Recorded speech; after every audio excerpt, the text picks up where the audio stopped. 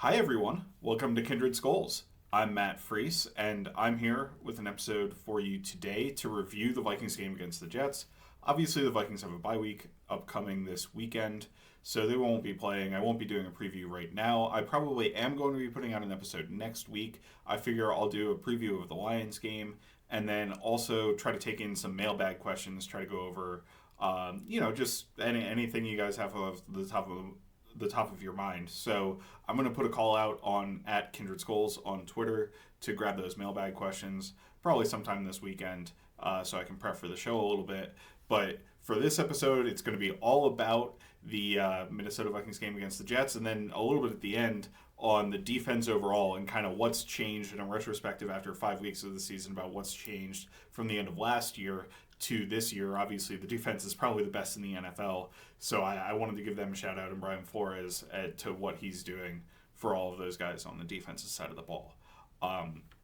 So first, to kick it off, we'll start with the offense from the Jets game. I think probably the headline for me is Justin Jefferson in general in this game. He had 90 yards. He had another 50 plus yards that he got due to like pass interference penalties and illegal contact penalties and that sort of things that he drew. But at the end of the day, like I don't know if he had his best game, right? And it's kind of an interesting dichotomy with an up and down day for him, right? There were a number of plays where he wasn't able to get separation. He obviously was targeted like 14 times officially in the game, only caught 6 passes. Did get the 90 yards, but 90 yards on 14 targets is absolutely not up to Justin Jefferson's standards. Like he averages 11 yards a target or something coming into this game. You're kind of expecting, if you get 14 targets in a day, you're expecting like a 150-yard day from Justin Jefferson, right? So, not up to his standards. I really thought the Jets played him quite well. Sauce Gardner and DJ Reed and honestly Tony Adams, I thought all did a phenomenal job of covering him. I did think later in the game, and I'm going to get to Sam Darnold and the play calling and decision making in a little bit, but later in the game, Sam Darnold was forcing the ball to him in a couple of situations where it was kind of more of a throwaway. I do think there were maybe up to a handful of plays in the game, really, where Darnold targeted Jefferson officially on the stat sheet, but really it was kind of a throwaway, including one deep ball in the end zone, right? Or Darnold might have had another open option, but chose to try to force the ball to Jefferson. There were a couple of uncharacteristic plays where he got covered. One sticks out to me in the first half against Tony Adams one-on-one, where Adams does an absolutely phenomenal job and knocks the ball away. There were a couple other where Sauce got the better of him, right? Had tight coverage. There was a third down late in the game where the DB, I think it was Adams again, was able to drive on an out route by Jefferson and pretty much disrupt that ball. So a lot of different scenarios where Jefferson wasn't able to come through. He did have a number of big plays, right? So you had, I think, a couple big hitters over the middle. The first one of the game was like on dagger. There was another one that was another dig route later in the game. In the fourth quarter, I think on that final field goal drive is when that occurred. Both like 25 plus yards. He had a pretty rough drop on an out route that would have converted a third down, I believe. That was the one where it kind of bounced out. It was a little bit behind him, but it bounced up uncharacteristic, out of his hands, and Sauce kind of caught it, but Sauce was on the sideline, so it wasn't an interception, fortunately, but it could have been a lot worse. And on the first play of the game, Jefferson had a fumble, right? So uncharacteristically bad game from Justin Jefferson. A lot of credit belongs to the Jets for how they were able to play Justin Jefferson throughout this game. I said before the game that I really wasn't worried about anybody in the world going up one-on-one against Justin Jefferson, and I kind of got proven wrong a little bit there. I think Sauce and DJ Reed and all of the Jets defensive backs, because he was lined up against all of them, really did a good job of playing tight coverage and played really, really tough in this game. That's probably like the third time I've said that so far, but it bears repeating consistently that the reason the Vikings weren't able to get anything on the outside is because the Jets defense played really well and they're really good. I don't think the Vikings play another cornerback room that's anywhere close to that caliber for the rest of the season. I mean, I think this is probably the best corner room and the best coverage room in the NFL, right? The Denver Broncos are maybe making an argument, and I think you could say the Minnesota Vikings are maybe making an argument. You might be able to say the Bears, but they run their coverage a little bit differently. I don't think they're going to be playing one-on-one man coverage against us like the like the Jets were. Uh, it'll be kind of interesting to see in the Chicago matchups if this is something that opponents are able to exploit. But at the end of the day, I think the Jets are kind of one of one in terms of how they're able to play Justin Jefferson. Um, so a little bit disappointing day from Jefferson. Certainly some good stuff in there. There was one drive that was basically off the back of all penalties against Justin Jefferson. He had a couple drives where he got us down into scoring range basically by himself, including that last field goal drive that kind of cemented, forced the Jets to need a touchdown to win the game that they weren't able to get. But we should probably go to the next.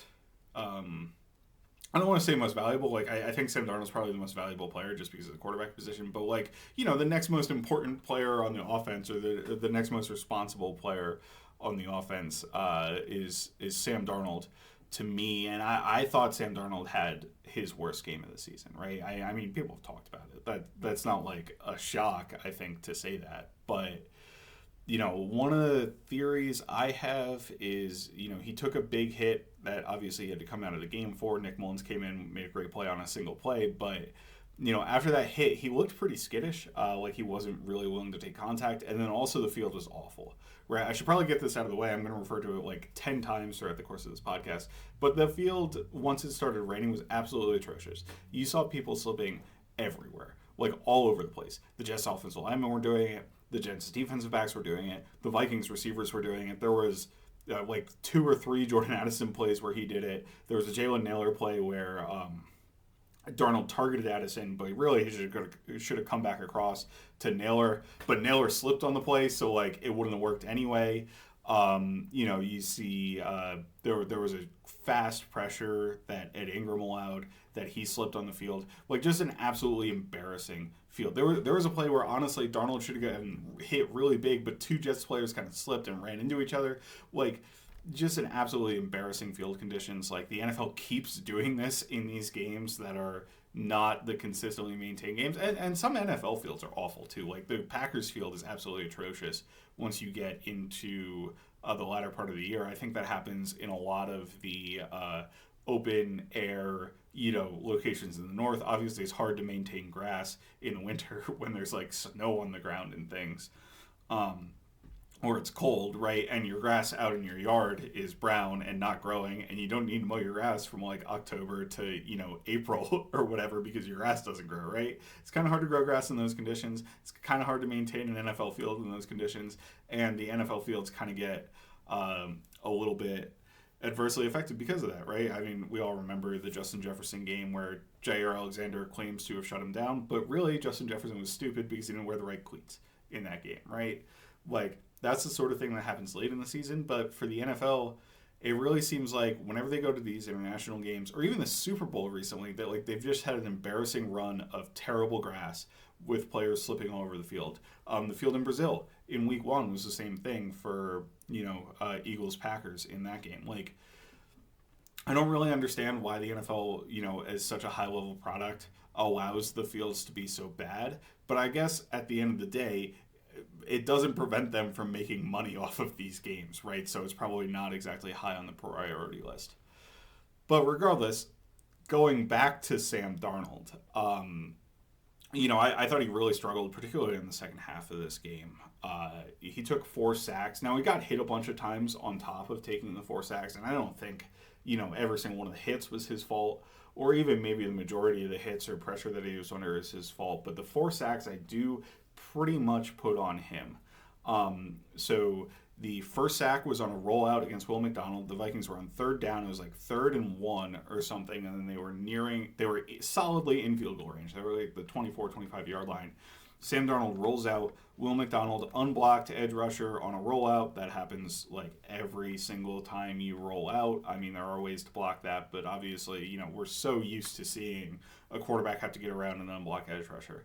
Sam Darnold doesn't have the immediate throw to Aaron Jones. What they were really trying to do is get Aaron Jones fast to the flat and get the linebacker there a step behind in coverage and throw the ball to Aaron Jones so they could convert an easy first down. It doesn't work. I don't love the play call there. I don't love cutting off half the field on 3rd and 1, right? I certainly like rollout play action. That's not something I have a problem with. It. I don't love doing it on 3rd and 1 just because you're immediately cutting off half the field. You could have 5 routes that potentially win on the field, and you're really isolating it to this one route must win, or we're kind of screwed, right? No, really, there's 2 or 3 routes that must win, but you can put yourself in a bad situation very quickly if your route is covered by the defense. And credit to the Jets, Will McDonald stayed home, did a good job, and got to Sam Darnold. Darnold tried to escape. Really, he should have just dirted the ball and taken the field goal, right? But he tries to escape. He ends up getting the sack. And Will Record has to make a 50-yard, 4-yard field goal, which he does. Will Record, by the way, the only good special teams player on the day. Congratulations. I'm sure I'll get to that in a little bit. So that's a bad sack on the first one. The second one, I thought the Jets actually had a really nice design. So they had a defensive back who didn't start out over Jefferson, but acted like he was moving towards Jefferson, and then Jefferson motions across the formation. So to me, that was somewhat of a man coverage indicator, or at least that player is in coverage, right? Because he's moving with the motion. But what they really did is they blitzed that corner off the edge. So he wasn't accounted for in the Vikings protection plan, which was kind of moving away from him, and Sam Darnold had quick game. Darnold didn't get the ball out quickly enough in quick game. I thought there was an option to throw a fast pass to, I believe it was Josh Oliver on that play, but really the Vikings just kind of got tricked on the play. There's not much you can do from an offensive line standpoint because you're not sliding all the way out. You're having Christian Darrisaw block the edge rusher in that play. You're not having him also look for a threat off the edge, and the protection was kind of slid to the other side. So Darnold probably needs to be more aware and sniff out that rushing corner, but it was a pretty good design by the Jets. At the end of the day, I don't put the sack on the offensive line. I will kind of put it on Darnold, but it's kind of a hey, the Jets really got you here, and Sam Darnold, when they get you, you really need to figure out a way to not take a sack in that scenario, right? So the third sack, I would say, was 50-50 between Darnold and the offensive line. So it's a quick game concept, and Darnold has the ability to throw. I'm sorry, it's not a quick game concept. It was 3rd and long-ish. And Darnold really had the ability on this play to, I believe, throw with anticipation to Justin Jefferson. Sorry, it was an open Jordan Addison on a mesh route on the third sack. Darnold had the ability to throw him the ball. For whatever reason, he chose not to. And Ed Ingram and Brian O'Neill really didn't pick up the stunt very well. They got on the same level, which is what you want to do when you're picking up a stunt. But O'Neill really got shocked back by first contact of the defender. So Ingram had to kind of run with the defender who was running through him. And because if you let that guy go, as we've seen with the Blake Cashman sack and that sort of thing, that guy turns around and hits your quarterback pretty hard too. So it led to a guy looping up the middle into Darnold's face, and he ends up taking a sack rather than delivering a ball to what was an open mesh route. And then finally, on the last play, I think he had Josh Oliver open and just didn't throw the ball. It was only a 3-man rush. The pocket got compressed a little bit, but it was kind of a short drop back. So Darnold only dropped back to 7 yards or something on that play, where typically you're kind of at 8 or 9. It's 8 is, I would say, a good drop back. It's standard depth, even for quick game. Darnold was more at 7. The pocket kind of got pushed back to 5 yards, and that was the interior 3-by-1 defender. Darnold has a lot of space because the tackles did a good job of pushing the edges around the pocket, so they were at 11 yards. So he has really a 4-yard gap to kind of work through, and he just gets got by the guy who's disengaging from the offensive lineman as he's trying to escape. I really think he had the space to just deliver a ball to Oliver. But instead he tried to escape. He didn't like that for whatever reason and ends up taking a sack. So to me, most of the sacks were on Darnold. Again, there were a couple plays where he was certainly under pressure where it wasn't his fault, but I thought he really struggled to manage the pocket and manage pressure in this game. And maybe that's partly due to the weather conditions, right? I just lambasted how the field was. Maybe didn't feel comfortable releasing the ball in all these locations. Felt like it was going to slip out from under him, which is, a hard thing for the quarterback to deal with, and ended up not wanting to make a mistake, right, on a missed throw. But it's still a negative for the game, and it's something we got to figure out if it's going to continue. I also thought that, I described a couple of them, but Darnold was missing a couple throws in this game. There was a third down out to Addison where Addison also slipped. So it's kind of hard to tell, but I think the ball's well outside the frame anyway. There was the interception, which he kind of threw high. He just kind of forced that ball. But there were a couple ball locations that I didn't love from Darnold, right? Even the Jefferson bobble that almost turned into an interception was still behind Jefferson, right? And then there were players coming open that Darnold didn't see. So there was a third down where Darnold could have thrown the ball with anticipation to an out route. It was a sail concept. So you got a deep corner, you have an out route by Justin Jefferson, and then you have something in the flat, right? And it was third and long. The out route was absolutely there to Jefferson with anticipation. You can see the defensive back's back is turned. Jefferson's 100% going to win on the route, and he 100% does win on the route. It's just Darnold didn't really feel comfortable stepping up into the throw. So, for whatever reason, and there was a little bit of pressure in his face, so the pressure maybe was getting to him, and he wasn't fully comfortable. He pulls the ball down, scrambles out to the left, has nothing there, throws the ball away into the stands. There was another play where, again, somewhat pressure in his face. Actually, the Jets did get two free rushers that kind of collided, but I felt like Darnold had the space, and this is what you have to do as an NFL quarterback, to step in and deliver the throw. This is something that Kirk Cousins was absolutely phenomenal about, is standing in, stepping into the throw, and delivering it despite the big hit you're about to take. Darnold had the opportunity to do that on this play, which was Jordan Addison on a deep over, and really, Addison was wide open and could have gone for 6 if he was able to get enough air under the ball, but it really should have been a completion. It landed like 10 yards short of Addison because Darnold was trying to throw off of his back foot and couldn't get it enough on the ball, right? So bunch of missed throws, open receivers or opportunities or windows that I thought Darnold was missing by double clutching. And I talked a little bit about him double clutching against the Packers last week. I think it showed up again this week. So those are certainly all concerns for Sam Darnold moving forward. I think with a better field surface, better conditions, and a little bit of maybe recovery from what seemed like a chest or rib injury that he might have received, to me, I think he can certainly get better throughout the season and play up to his, a little bit of his early season level of play. But I don't think we're going to suddenly see, best quarterback in the NFL, Sam Darnold. I think we've kind of established a standard of where he's at, which is certainly a startable NFL quarterback, but not somebody who's going to be, one of the best players in the NFL, right? And suddenly competing for, getting up in the conversation with like a Josh Allen, or even getting up into the conversation with like where Dak Prescott and Jalen Hurts and Jordan Love kind of are at right now, right? So we have certainly found more than $10 million worth of value in Sam Darnold, I think, on this season, but I don't think it's going to peak at that $50 million a year value, right? Maybe somebody will decide that that's what they want to do after the season, but I don't think that's going to be the case for the Minnesota Vikings. So, moving on from Sam Darnold, one thing I did want to get to real quick, which was super fun, was the singular Nick Mullens play that we got in the game. I thought the design was pretty cool, so I wanted to talk about that, but I also thought the decision from Nick Mullens was pretty cool and embodies who he is as a player, right? I absolutely love Mullens as a backup on this team just because of his aggressiveness. So the Vikings are running mesh. I thought they had a pretty interesting way to get to mesh. So mesh, if you don't know, is two receivers running across the formation. They kind of almost try to run into each other. That's kind of the mesh aspect of it. And the intent of that is to get the defensive backs to run into each other if it's man coverage, right? And you get one of them running away, or get the linebackers having to try to communicate back and forth, and hopefully you find space and sit down in zone. One of the things with mesh that is typically run is out of the backfield, the running back runs a wheel route, or it's called mesh rail, typically is how I've seen the play named, right, where the running back's running a wheel route. You also have what's called an over-the-ball route, usually a curl run by a player that's behind the two mesh players running across, runs a curl route.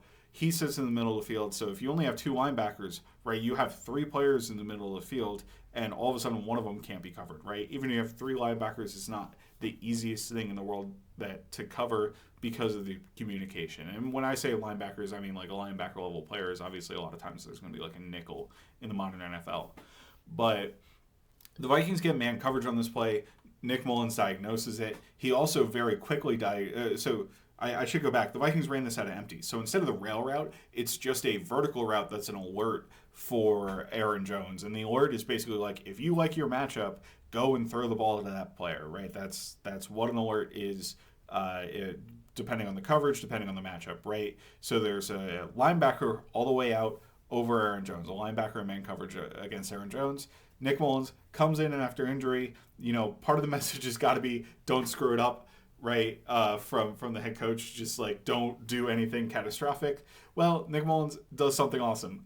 Throws a great, well, not a great ball, but throws a vertical route to Aaron Jones. The linebacker played it like it was going to be a quick route. It was like 3rd and 1 or something. It was 3rd and short. So the linebacker's expecting something quick. He sits on that. Aaron Jones runs right by him. Nick Mullens throws a vertical ball. It's a big explosive play, right? Super fun. He probably also had something on the mesh, but you love to see him take the alert. It was man coverage, so usually the runaway routes are good on the mesh, right? Ball was a little bit underthrown. If it leads Aaron Jones, it frankly might be a touchdown. But at the end of the day, we'll absolutely take the result for your backup having to come in for a play and convert a 3rd down, right? Like, what an awesome result from that play.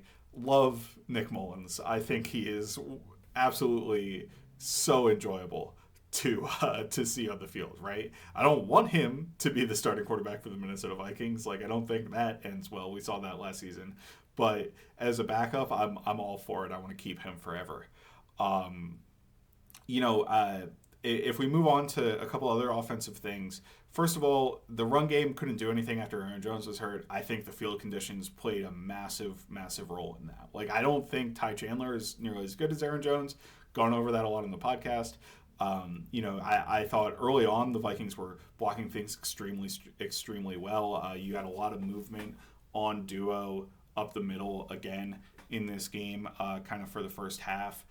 There was a play, honestly, where a duo block screwed up. Bradbury kind of got backdoored on what he was trying to do in a double team because the defensive tackle, between him and Ingram did not do what he expected at all. And Aaron Jones made it work. He shed that tackle from that defensive tackle, right? Aaron Jones is a really good player, and I think not having Aaron Jones in the game certainly hurt the Vikings from a running perspective. But I also think is extremely, extremely difficult to block given the conditions. You saw, Darisaw and Brandell slipping over each other. You saw Ed Ingram slip multiple times. You saw just a lot of rough play from the Vikings offensive line in the second half, and I think it was more they couldn't get their footing than it was they aren't all that good or cohesive as run blockers, because they've been really good and really cohesive as run blockers throughout the season so far. So kind of a combination of things, and the Jets were playing really aggressively, and credit to them because they got a couple of really nice plays from their linebackers, in terms of their ability to get through blocks and get into the backfield. But at the end of the day, like, I'm not necessarily concerned about the run game long term. Like with some of Sam Darnold's inaccuracies, right? Not all of them. I do think there is a field condition thing that you have to account for. I think that affected everybody on the field. But I also think that, if Aaron Jones is out for a significant period of time, which it doesn't sound like he's going to be, but it does sound like a week-to-week injury. So, right, he might miss a week or two. The Vikings are certainly going to suffer from a run perspective if Aaron Jones isn't able to go consistently because he's a really good football player, and I don't think Ty Chandler is up to those standards. But the final thing I wanted to talk about on offense, and this is probably the biggest thing that's been a discussion point all week, especially with how the games have gone the past 2 weeks, right? The Vikings get up to a big lead, 28-0 against the Packers, almost give it up, end up winning 31-29. The Packers, I talked about it in last week's episode, they were never really close in that game.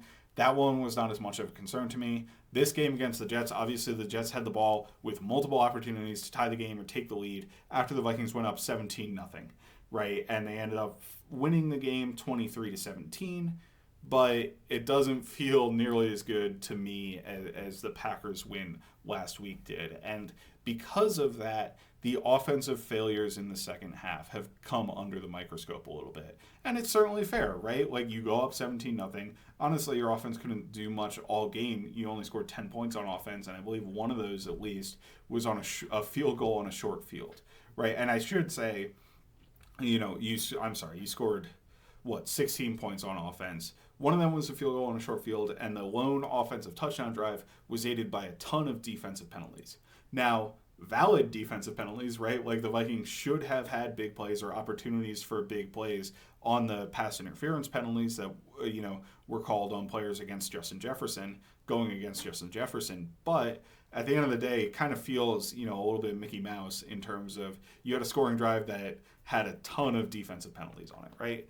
So, play calling's come under scrutiny for Kevin O'Connell in the second half, right? And it's a lot of it has to do with the number of deep shots that Sam Darnold was taking. I talked about how I thought in a couple instances Darnold was a little bit too aggressive, but I also went through, watched the plays, and kind of went back over the play calling in the second half to try to figure out what the root cause, and if there actually is a play calling issue, or if I don't really have a problem with it.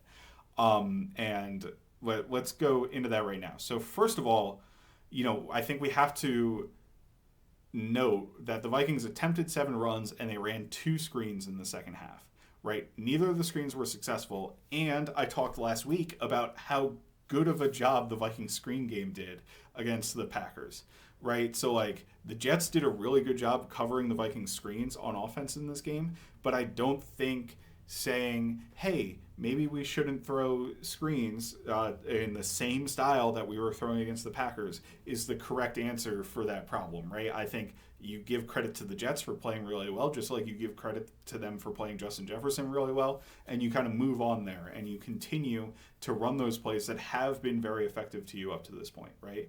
The Vikings ran the ball 7 times.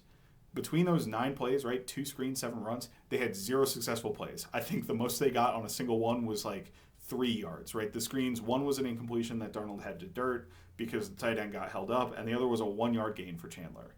All the runs were 0, 1, 2, 3-yard gains, and all of them came with 10 yards to go, right? So you're really not getting anywhere close to success on any of those plays. That's 9 out of, by the way, there were 27 play calls. And I should say one of the runs, I believe, was offensive holding. So maybe there were only 8 runs on the official scoreboard. It was Ed Ingram, illegal block in the back. It was the illegal block in the back play. It wasn't holding. But at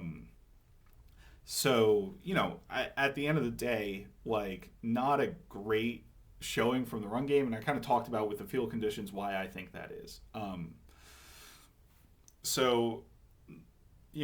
You're only running on a third of the plays, right? That's maybe not as many runs as you want to call, but when absolutely none of them are effective, I can't really get on Kevin O'Connell too much for not calling runs because it's not working at all. You're in a bunch of third and longs, right? So the Vikings ended up in 6 third and longs throughout the quarter. I don't think that they converted a single one of those plays, right? And if you look at it, I split it into both quick game throws, which are, Darnold hits the top of his drop, is supposed to release something somewhat quick, and deeper throws.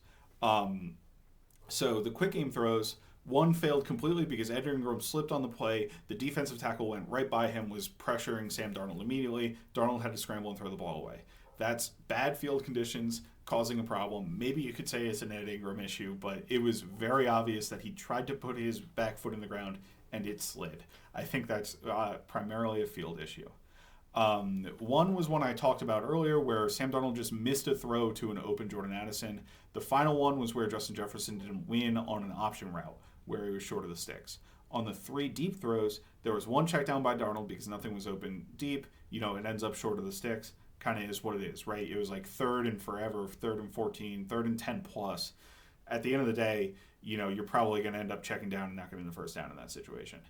The next one was the one I talked about where Darnold missed a Justin Jefferson that was breaking open, so I really think that should have converted. And one was the forced interception on the throw to Jordan Addison, right? That's a ball where I think Darnold should have did what he did on the first one, check down, punt, lived another day, but he tried to force the ball in there, couldn't layer it in over a defender and down to Addison. It sails over to the defender over top. So then when you break down other passing plays, right? Third and long, you have to pass. You can't run play action. There's not really much you can do other than try to run routes past the sticks and try to convert, right? So if you look at the other situations where, again, it's pretty much all long distance situations, they ran 12 total plays. And 5 were quick game and 6 were deep plays, right? I've seen a lot of comments that people want the Vikings to run more quick game in those situations. They ran 5 quick game plays in those situations. The best play was when Sam Darnold threw deep. It was just another alert, one-on-one to Jefferson. It was like stick or something at the bottom of the screen. A quick game-esque concept. Sam Darnold takes a one-on-one. He gets a 24-yard defensive pass interference call, right? Going to Justin Jefferson against DJ Reed. So, we talked about if you're talking about wanting to run more quick game, the most successful quick game play was a deep throw. One of the quick game plays, ironically, was a sack. That's the one I was talking about where Darnold had Oliver open, but he held it, and there were only 3 rushers. 2 of the quick game throws ended up being short completions, like 5 yards. So they did move the ball a little bit. And one was the drop by Justin Jefferson on that out route on the sideline. So it would have converted a first down, but it ended up being a drop. There was one play action throw where it was a play action rollout, right? So you're attacking those 3 levels. Same thing I talked about with the third down earlier, or similar concept, right? That was complete for 5 yards to Addison underneath. That was on first down, so that was a pretty successful play. And then there were 6 deep throws, 5 of which were on play action. 3 of those deep throws were 20-plus yard gains, right? So we're talking about not loving how far Darnold's throwing down the field, but by far the best success rate in terms of plays were the deep throws that Darnold was throwing down the field. It was 2 big 25-yard. It was a 25-yard in to Justin Jefferson. I think there was one to Jordan Addison, and then there was a 20-yard gain to Johnny Munt on the final play. On 2 of the plays, there were misses with an open player. So one was a throw deep to Jefferson in the end zone, and this is the one that sticks in my mind the most, with Johnny Munt wide open underneath Jefferson. So Darnold on the read, I don't think he was wrong to take Jefferson necessarily. He identified a one-on-one matchup with Justin Jefferson, threw the ball deep, and wanted Jefferson to win. If he had held the ball for literally half a second longer, Johnny Munt breaks open immediately underneath where Jefferson's running the deep route, right? So if he goes off of Jefferson and moves on to Munt in the read, he has a huge play, like a 20, 30-yard play on that play action. He chooses not to do that, and it ends up being an incomplete deep ball, right? And that's, I think, where we see a lot of the complaints about the deep ball. The other one was the throw where it was short to Jordan Addison, right, where I thought he could have stepped into the ball more and delivered the ball a little bit deeper. And then the final play was one where it was a really weird kind of play. It was play action. They only ran 2 vertical routes. They didn't really have a check down. They were trying to do kind of max protect, and the protection worked, but neither Addison nor Jefferson won against man coverage. So this is another one where he targeted Jefferson like in the end zone from like the 40-yard line. And it should be noted that the Vikings had just gotten the ball, so a lot of times you do like to take shot plays in that scenario, right, and kind of hit them right away. But that play didn't function all that great. So if we break it down, right, there's like 7 longer developing passes. Most of the plays were third and long, where the Vikings really need to throw the ball past the sticks, or it's not really worth it anyway. 9 of the plays were runs, and then there were 5 quick game plays. So if you want to up the dial of quick game compared to the deep passing in those scenarios, I don't really agree with you, because I thought the deep passing could have been very, very successful, right? They hit on 3 of the 6 plays, and 2 of the other plays they really honestly should have had big hits on. So for me, I don't have a problem with the play calling at all. I think Kevin O'Connell does a phenomenal job doing things to get guys open in third down situations, deep in general. And yeah, it was kind of tough with the field conditions, but they weren't successful doing anything else anyway, right? It's one thing to say, hey, the field conditions made it hard to throw the ball deep. The field conditions also made it hard to run the ball. The field conditions made it hard for players to cut quickly on things like quick game. So really overall, the field conditions just made everything really, really hard. So you're going to try to I want the team to go back and try to do the thing they're good at. Their bread and butter for the Vikings, and the bread and butter for what Kevin O'Connell does as an offensive designer, is the passing game. So I'm fine with him doing that. If we flip, so that's kind of rant over, right? On the offensive side of the ball, on the play calling, I don't have a problem with what we're doing in the second half. I don't think that the failures that we're having are sustainable, honestly, because I think there's a lot of good things going on. And I should say with the caveat, if Sam Darnold picks back up to his level of play that we saw through like the first 3 weeks as opposed to the last 2 weeks, particularly in the second half, I don't think that the misses that we've had are sustainable, right? So I think that this team is going to start looking a lot better in second halves if they continue to be aggressive. And that's just kind of how I feel about it. So if we flip over to the defensive side of the ball, first of all, I thought it was another phenomenal defensive performance. One of the things with the Vikings right now is you can't really look at the volume stats, especially in the passing game, because teams are throwing the heck out of the ball against them. Both Rodgers and Love had over 50 passing attempts. That's a lot of passing attempts for an individual game. Even if you get to 40 passing attempts, you're throwing the ball a lot. And you're probably down most of the game, which obviously our opponents are. The Vikings have had, I believe, 230 passing attempts against them. If you throw in sacks and all the penalties and scrambles and that sort of thing, opponents have had 268 dropbacks. The Bucs are the only ones, so in that 230 number, the Bucs are the only ones above 200. I think they have like 203. The next is like 285. So the Vikings have 45 more passing attempts against them than the third place team in the NFL. And like if you take the span all the way down, it's something ridiculous. Like you can go from the third team to like the 25th team with that 45 gap in passing attempts in terms of how many teams have faced. Right, so teams are throwing the ball a ton against the Vikings. You can't really use volume stats to account for it. I thought the Vikings had a great day against the Jets, and in particular, I was a little bit surprised, given Aaron Rodgers' experience in the NFL, that our cover zero looks were so very effective against him. Right, so we go to the Andrew Van Ginkel pick, which is a great play. It's been broken down probably 500 different ways, right? But at the end of the day, what it was were the Vikings were running their hawk blitz out of their cover zero look. So they've got a picket fence at the sticks, right, with 4 defensive backs probably. I honestly can't remember off the top of my head. But, 1 defensive back per receiver split out. And then they've got everybody else up on the line of scrimmage, right? So you've got one more player who's threatening to pass rush, then you do the number of blockers on the offense. That means you must throw hot as the quarterback, right? So the Vikings as a defense understand this. They know the quarterback's going to be looking to throw fast. And Van Ginkel in particular is the one who drops back. So if the offensive line moves towards Van Ginkel, if the center turns towards Van Ginkel to drop him, he's instructed to do what's a tag pressure, which is take a step forward, sometimes touch the offensive lineman, sometimes not. It kind of depends on the pacing of the play, and then drop back into coverage. On that play, Van Ginkel watches Rodgers' eyes, drops back to exactly where Rodgers is throwing the football. The Jets are running a play I actually like a lot against the Vikings cover zero blitz, where they had Tyler Conklin kind of as a lead blocker. Like he runs straight, kind of looks like he's going to get the ball, but really his job is to block the defensive back. And then there's a slant quickly underneath it. And I think it was Garrett Wilson on the slant. So you get your best player with the ball in their hands, maybe outside of Breece Hall, but like the best player in the ball in their hands from the receiving room on the quick slant. The problem is the play doesn't account for Van Ginkel dropping into space. Rodgers throws it right to Van Ginkel. It's great effort blocking by Harrison Smith on the pick six. Just a great overall team effort to get that ball back into the end zone for a touchdown.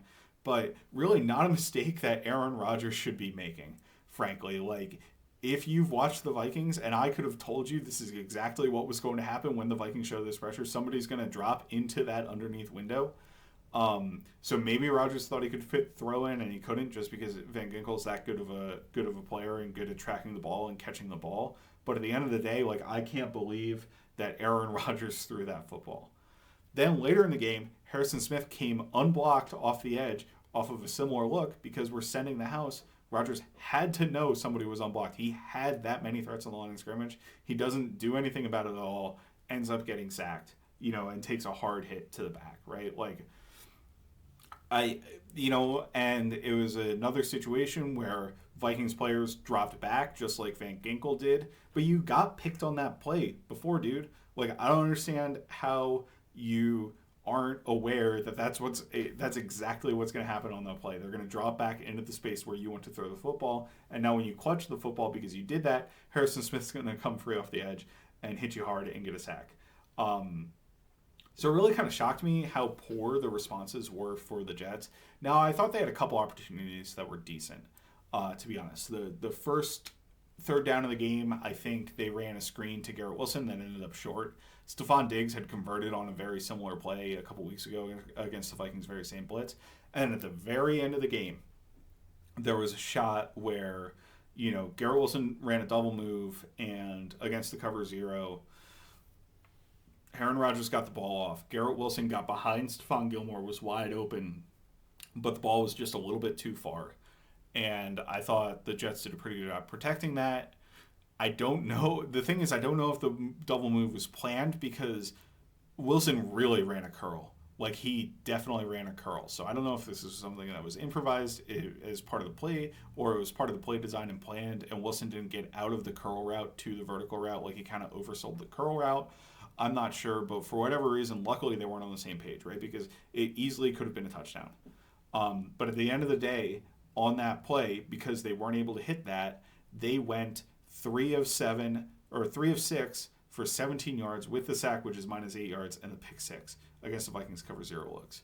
I saw Justin Herbert go like 20 of 25 against those looks. That's an exaggeration. I just kind of made up whatever the number. I just kind of made up a number there, but like Justin Herbert's day where he was phenomenal against the Vikings for the Chargers last year was all against that blitz, right? So like high-level processing QBs have had the ability to beat it in the past, but Rodgers couldn't do it, and it kind of shocked me that he wasn't able to beat it, but I'm very happy that he wasn't. Other notes from the defense in this game, right? I thought Jonathan Grenard had another really good game. He's clearly the best pass rusher on the Vikings. Olu Fashanu, the tackle for the Jets, I thought had a really rough game. Like, almost everybody was beating him. You saw reps from Grenard. I'm sure there was one from Van Ginkel in there. I remember one from Pat Jones as well, where they were really able to beat up on Fashanu and pressure Rodgers quite often. So great to see from the defensive line. On the play where Rodgers got hurt, or at least was screaming in pain and then went out for the play, right? You had a really nice stunt from Grenard and Ward that got both players free. The center kind of overcommitted, wasn't able to get to Ward, wasn't able to get to Grenard on the loop, and then Ward got past the guard as well. Really good pass rush, I thought. The Jets were able to move the ball a little bit. They got a couple quick snaps. They got a couple quick throws. But I thought the key for the Jets moving the ball was how Aaron Rodgers was playing, right? So I criticized him for the cover 0, but he still has a really good feel for where to place the ball against coverages. And I thought the Vikings had tight coverage in a number of areas. There was a throw in the end zone to Lazard that I think Lazard dropped. It was the drop by Lazard that comes to mind as a play where, hey, look, there's really good coverage by the Vikings on this. Aaron Rodgers puts it in the perfect spot for Lazard, and Lazard can't catch the ball. I thought that happened a few times, right? So if you get kind of mind meld teams where they're on the same page, better than the Jets were, right? Because Rodgers missed a bunch of throws to Garrett Wilson in this game. There's a lot of rough stuff from the Packers receivers where Lazard probably had like 3 or 4 drops. Mike Williams might have had a drop as well. You can attack this Vikings defense, but you really have to hit narrow margin type plays to be able to do so effectively. And I don't think that's going to be a repeatable skill for any offense, especially considering the offenses we've gone up against already. So at the end of the day, I thought, overall a great performance from the defense. I don't think there are really any major weaknesses in the defense, right? The way to beat the defense is just make better plays than the players on the Vikings do. And I haven't seen a team, and we've gone up against some of the best offenses in the NFL, that's been able to do that on a consistent enough basis for it to matter over the course of the game, even in this game where the offense played abysmally for the whole second half, right? So I talked about the Andrew Van Ginkel interception in length. I talked about kind of one of the sacks there. I did want to go over, a couple more. The other 2 interceptions. The Cam Bynum interception, to me, I think it was Cam Bynum. Sorry, the second interception that Rodgers threw, he just sailed the ball over the receiver's head to me. There was good underneath coverage. I believe it was a cover 3 play. It might have been Tampa 2, but you had a linebacker or defensive back underneath. Rodgers sails the ball over the head of the receiver. He's kind of forcing it. I think he's a little bit frustrated at that point. Goes right to the safety over top. Right, pretty straightforward. Very similar to the throw that Darnold made later in the game. But I was really impressed by Stephon Gilmore on the interception he had going one-on-one against Mike Williams. So in this scenario, Mike Williams is running a one-on-one vertical route. I think Aaron Rodgers wants him to go back shoulder. And Williams doesn't see that at all. He's not on the same page. He doesn't do that. But Stephon Gilmore has a offensive player he's going up against who is not looking up at the ball, but he individually has the wherewithal to realize he's running a vertical route. That's the only thing he's running. He peeks into the backfield at Rodgers to where the ball is. That's really hard to do as a corner when you're trying to run backwards with a vertical route. But Stephon Gilmore, given his experience, given his level of play, has the ability to look back and see that, find where the ball is in the air, and make a really, really tough catch, kind of going into the round, going underneath, showing great ball skills to get the interception. I thought it was just a phenomenal play from a player who's still really good. He may not have the peak athleticism that he did, but I thought it was awesome to see that from Stephon Gilmore. And now every single player in the Vikings secondary has an interception, which is kind of crazy. Right, Griffin, Murphy, Metellus, Bynum, Harrison Smith, and Stephon Gilmore all have picks on the year. One final thing from the game, and then I kind of want to get into what I saw from the defense in general over the first 5 weeks, is just, well, two final things. Run defense, I thought was spectacular. The Jets could get absolutely nothing going on the ground. I think they had one 10-yard run by Breece Hall, and that's really the only positive run they had all game. Dallas Turner had great burst on it was great play across the board from the Vikings run defense, and that the same issues with blocking in the second half that the Vikings had in the run game, I think, plagued the Jets a little bit.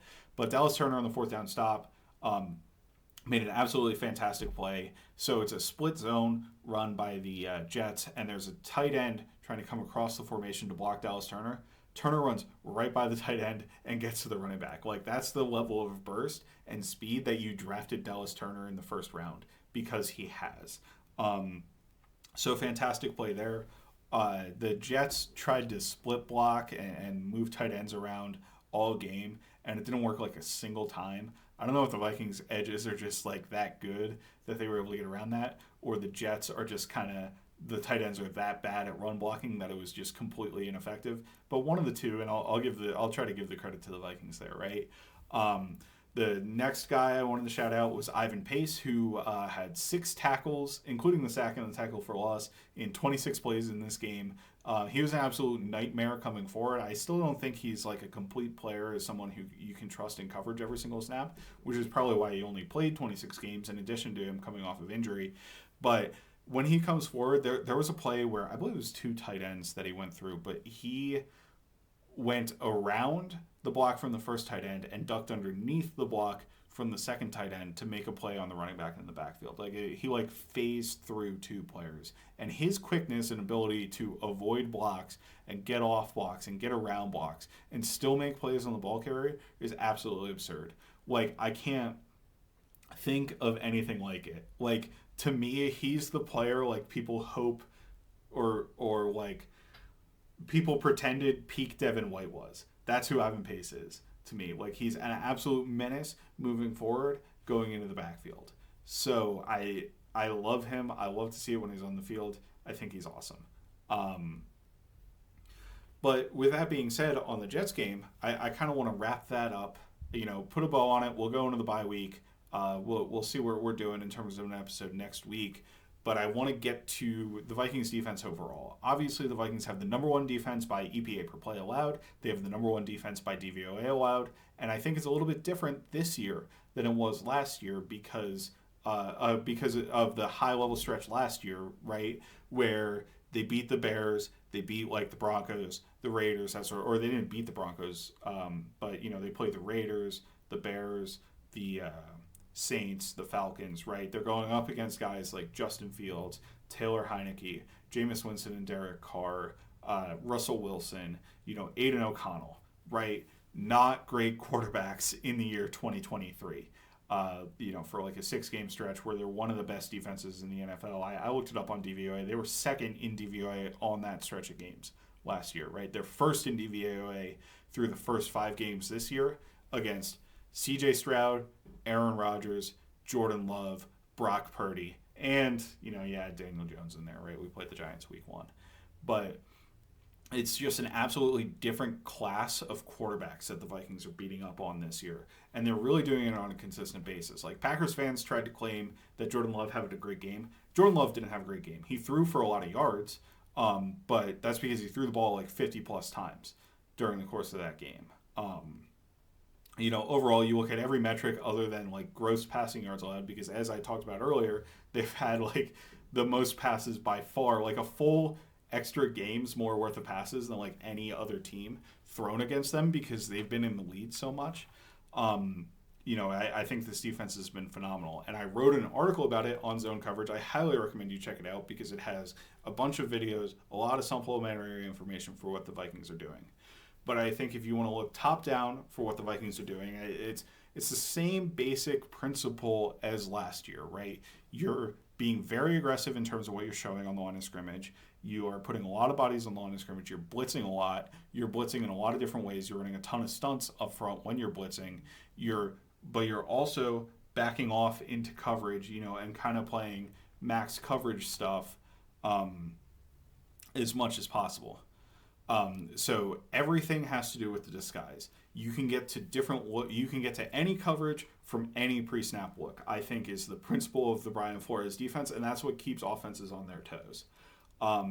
The thing is, the difference between this year and last year is how many different coverages they're able to get to.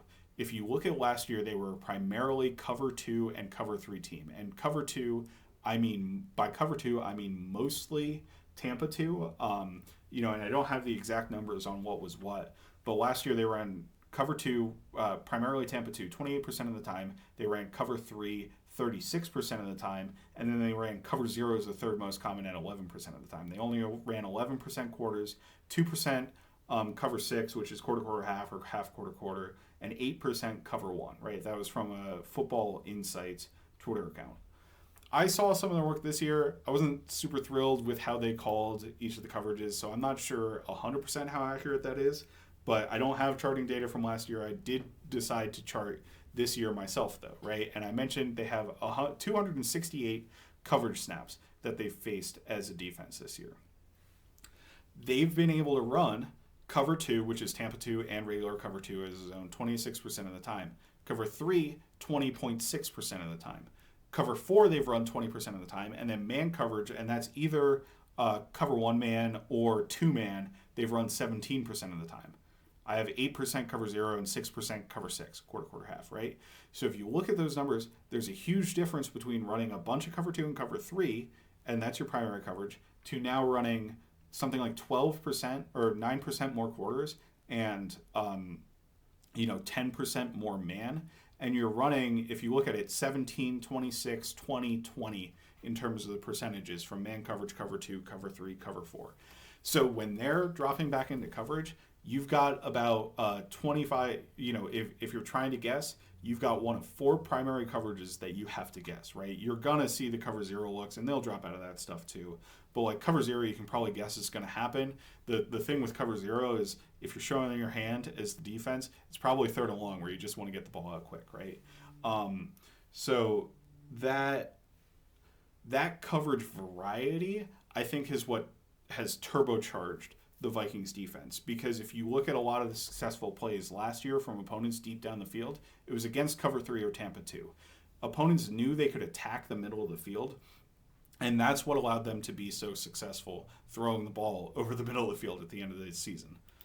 So like the teams knew, okay, the safeties rotate into cover 3, I'm going to be able to hit this route, or they're going to rotate into cover 2. Like I've got 1 or 2 options to diagnose post-snap. Now you have 4 different options to diagnose post-snap instead of just 2. So it's a lot harder as an offense and as a quarterback to diagnose that. That creates more hesitance when you're trying to throw the football. It also means that fewer concepts are going to be good. There are concepts that can beat Tampa 2 and cover three basically the same way, especially, dagger or those sorts of dig concepts. If you're able to run off the middle of the field safety with the post or seam route, right, then you can hit the dig underneath it, especially off of play action. It's harder to do that against man coverage, right? It's harder to do that against the way the Vikings have begun to play Tampa 2, which I'll talk about in a little bit. But it's harder to do that against cover 4 because now you have two safeties who are able to drive on the dig as opposed to just one safety. So at the end of the day, there's a lot of benefits to the Vikings for adding the variety of coverages. And I think that's been the number one key for why they've improved as a defense over what they got shredded on last year between the Lions and Packers and Bengals game. And the reason, to me, that they're able to run those coverages is they just have better personnel on the outside in particular, right? Last year, Byron Murphy was out there, but he missed the final 4 games of the season, so we were trying to work with Mekhi Blackmon and Caleb Evans. And unfortunately, Blackmon got hurt in the preseason, so he's been out for the year. But we also brought in 2 players who completely replaced Caleb Evans, right? Caleb Evans has seen 3 defensive snaps at the end of the Houston Texans game where we were getting the backups kind of run because we didn't want any starters to get hurt. Instead, it's been Stephon Gilmore and Shaq Griffin the entire season. And they may not be at their peaks as players, right? Obviously, Stephon Gilmore is a former Defensive Player of the Year. I don't know if he's playing quite at that level. But they are playing really, really good football, and they're playing really smart football. And I believe the reason the Vikings are able to run more man and more cover 4 specifically is because they trust their corners a lot more. Man is very strenuous for a corner. Obviously, you have to follow your receiver all the way around the field. Cover 4, to me, is also more strenuous than cover 3 or cover 2. Cover 2 is the easiest coverage for a corner to play because all they have is an underneath zone. Now, the Vikings often run their corners to safety positions the way they play Tampa 2, just with all the inverted coverages and how they run things around. But still, it's a zone coverage. It's not that hard to play. Cover 4 asks your corners to take everything to the outside by offensive players, right, on the defensive side of the ball. So that's harder than cover 3, where you theoretically have underneath help in a flat and you're just trying to get depth and prevent something from hitting over the top of you. So I don't believe the Vikings were very comfortable allowing Evans and Booth last year with their instincts to do that. Now that they have players with much better instincts in Griffin and Gilmore, I think they're willing to run that a lot more. And that's worked out really, really well for the Vikings, obviously, so far this season. I also think that adding to coverage underneath at the linebacker level has really helped. I talked a bunch about Blake Cashman so far this season, and I think he's been an absolute revelation, whether it's underneath coverage in quarters or Tampa 2. Quarters also stresses your linebackers quite a bit because in a 7-man coverage, quarters has 4 players potentially deep and 3 players underneath. But because the Vikings blitz a lot, their quarters often ends up with only 2 players underneath. That means there's a lot of space that guys have to cover to prevent yardage after the catch. Cashman's instinct led to an interception on quarters against Brock Purdy because he was able to drive on the throw from one hash to the opposite hash, tip the pass up, and Josh Metellus caught it, right, for the interception. There are throws in the flats that the Vikings have been able to get to, or underneath throws that Blake Cashman has been able to get in the windows of and prevent the throws on those quarter plays because he's very instinctive and able to watch the quarterback's eyes, also understands how the route concepts are going to develop, and has the speed to get underneath the ball and kind of deter those throws. I think on deeper throws, you had Kamu Grugier-Hill, who I thought has done a pretty good job in coverage as well, had the interception on Tampa 2, where we were able to play the dig route on a dagger concept, which apparently is how Flores teaches it for the Tampa runner to come and play a dig route and allow the vertical route to go to the safeties on top. So great play by Cashman underneath a couple of those in the Texans game to deter those throws, and then great play by Kamu Grugier-Hill in the Packers game to turn one of those throws into the interception. I think those guys are really helping in those coverages. The one area you're able to attack, I would say I've seen the best, is play action in that zone that the linebackers void over the middle of the field against cover 3. The Vikings linebackers do bite a little bit in those scenarios because they're trying to defend the run. But I don't think that's necessarily a consistent way that opponents can attack the Vikings. So I think Cashman has been huge kind of in underneath coverage. And then I think the third and final coverage thing that we've seen that's been different from the Vikings is how they've been able to play cover 0 this year. So the Vikings, Hawk blitz, Bengal is the package, Hawk is the name of the blitz. There are a couple other calls in there that I'm not honestly super familiar with. There's obviously the one that allows them to drop out into like cover 3, Tampa 2. There's all that stuff. I guess BOA, I learned from Jordan Silvera on Twitter, is where they send everybody, right? Which is a kind of a variation. But Hawk in particular, and they were running maybe more BOA last year. I haven't really seen them run a play where they send the entire house on that cover 0 blitz. They've been running pretty much exclusively Hawk to my eyes and dropping players into the underneath zones. So I went through earlier how Andrew Van Ginkel got that interception by dropping underneath the coverage where Rodgers was going to throw the ball. Notably, where Van Ginkel dropped was to the slide.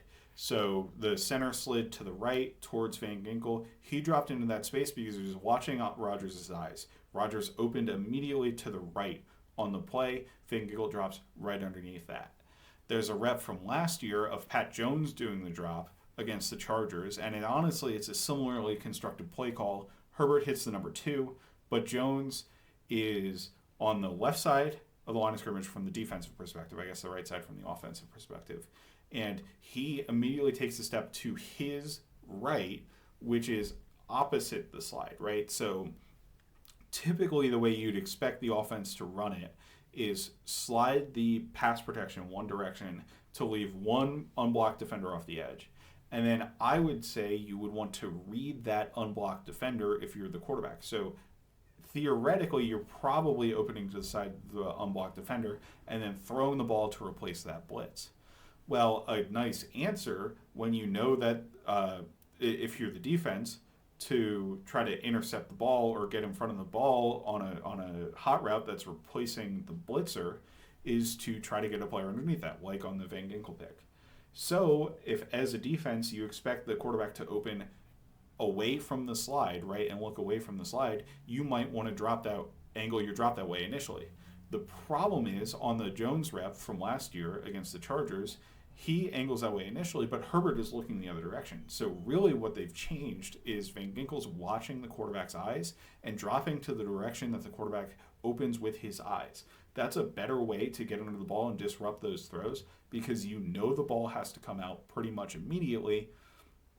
So the quarterback doesn't really have time to go back to the backside and fool you with his eyes, rather than just dropping to where you expect the quarterback to open his eyes to. So I think Van Ginkel helps with that because he's a player who's a lot more experienced in the Forest defense than someone like Pat Jones did at least last year, right? And he's got a lot more comfortable in coverage than any of the edge rushers the Vikings had last year. So I think that's part of the improvement that's helped the overall coverage scheme for the Vikings.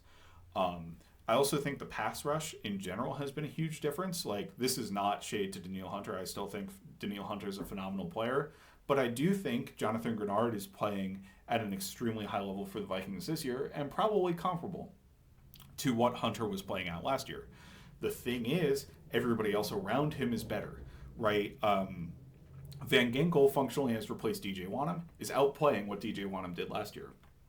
Pat Jones has functionally replaced himself and is outplaying his level of play last year, right? That's, a little bit of a joke there, but like Pat Jones has certainly improved as a player and is the third rusher. You have Dallas Turner as a fourth rusher. He's not getting a ton of run. Obviously, he dealt with the injury, but I think it's mostly because everybody else has been so successful, and he's had a couple nice reps, right? Like, it hasn't been everything.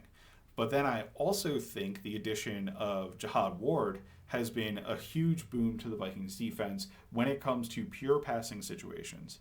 So I noticed this week one, and they've continued out throughout the entire season, when opponents get in pure passing situations, the Vikings aren't having any interior defensive linemen in the field. Harrison Phillips is off the field. Jonathan Bullard's off the field. Taki Taimani, when he gets reps, is off the field.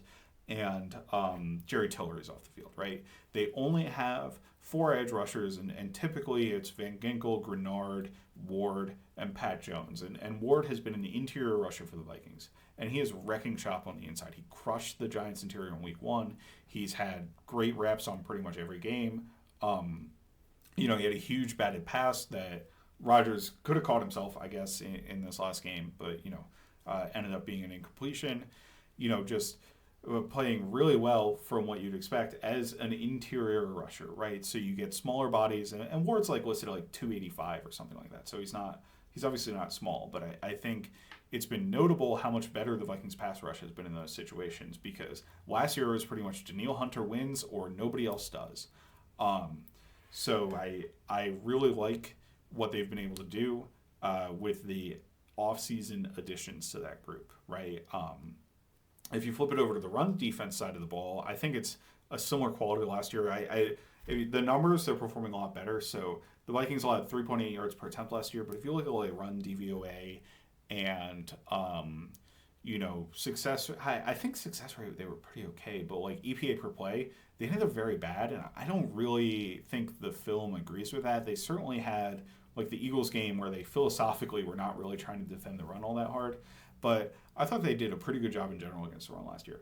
This year, they're like second in EPA per play, really high in DVOA against the run as well, and second in yards per carry against with 3.6, right? So we went from 3.8 last year, which to me is a really good number, to 3.6 this year so far, even better.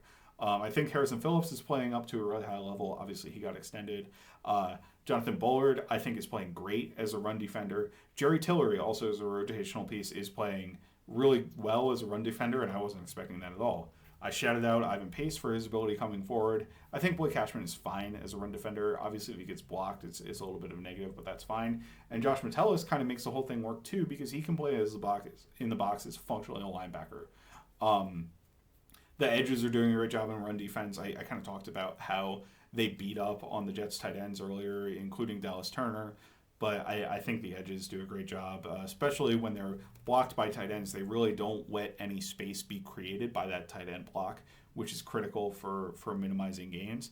So just across the board, really a high-level run defense, I think, for the entire team. And if you take it all together, like even the role players, I think, on this football team are playing really well, right? You've got Jerry Tillery, Kamu Grugier-Hill.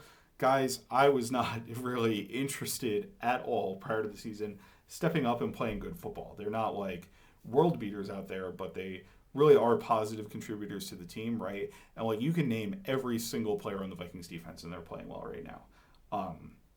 So I just really love the overall defensive performance, right? And it's come against some pretty difficult circumstances, right? So obviously passing is more efficient than running, and they faced so many run plays on the season, or so many passing plays on the season. The Vikings faced a ton of plays in general because their offense can't stay on the field, right?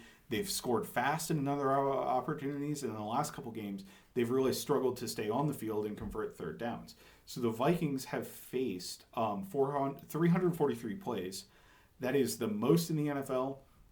That's the second most in the NFL behind the Indianapolis Colts, who have bad defenses. The other defenses in the top 5 are all in the bottom 20 of EPA per play against. That's the Bucs, the Falcons, the Jags, and the Bengals, all three of whom are tied at 327, right? So the Vikings are first in defensive EPA per play when everybody near them in plays against is at the bottom. The reason they've allowed so many plays is not because they're, secretly a bad defense or have a bad success rate or something like that. It's because they face the most drives in the NFL. So teams have run 60 drives against the Minnesota Vikings, and only one of those is a drive where it ended the half or ended the game. Right, so the Vikings have kneeled down like at the end of every single game to end the game, and they've ended the half with the ball a number of times. If you look at other teams, there are a couple teams that have faced more official drives, but there have been ones that have been eliminated. So the next most is 57, I believe. So they faced 59 true drives, and they don't allow a lot of yards on those drives.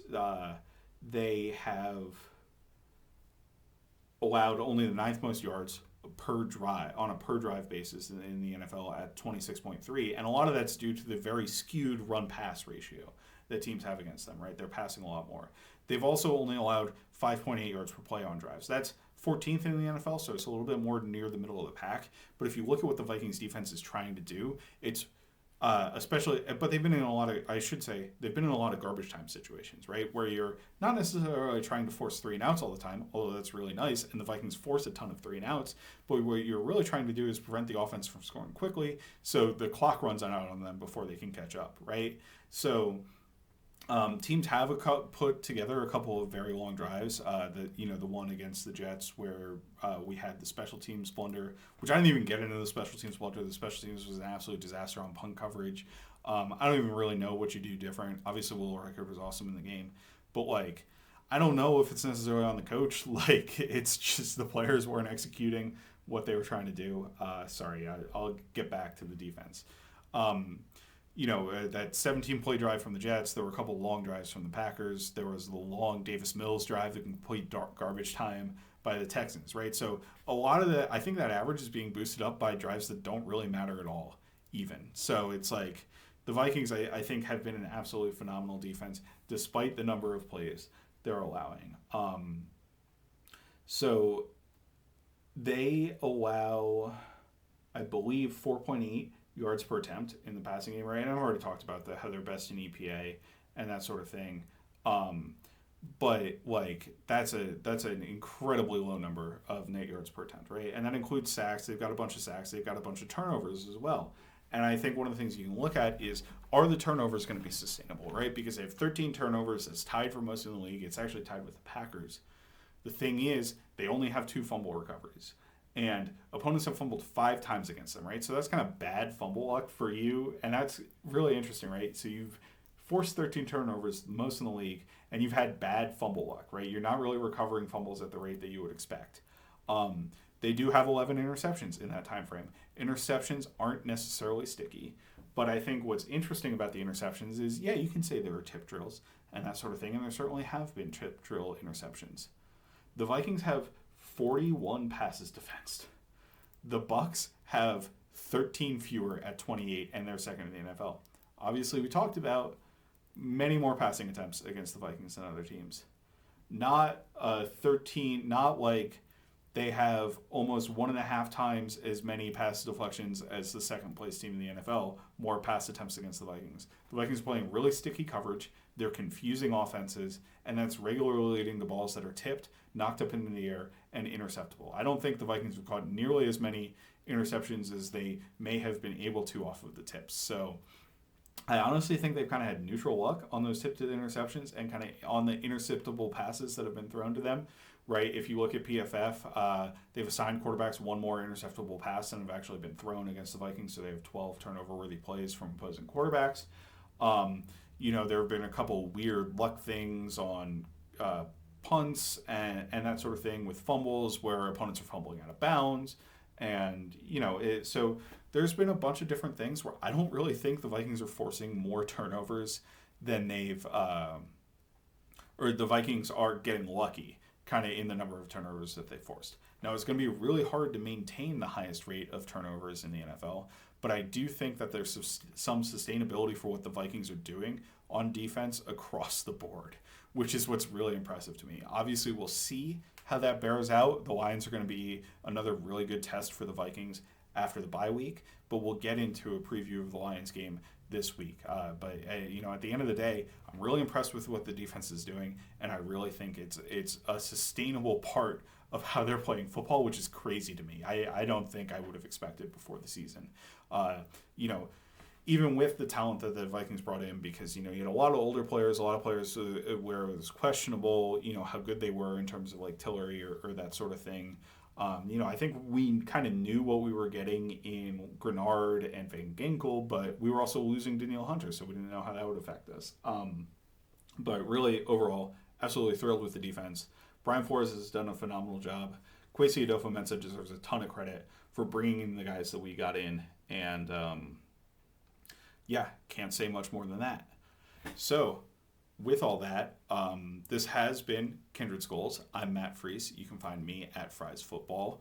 Nick Olson, my co-host, obviously not able to make it this week. We'll see when we can get him back. Hopefully he'll be back once or twice at least more this season. He is at Nick Olson NFL. We are at Kindred Skulls on Twitter. You can find us on iTunes, Spotify, wherever you get your podcasts. Also on YouTube. And with that, Skull Vikings.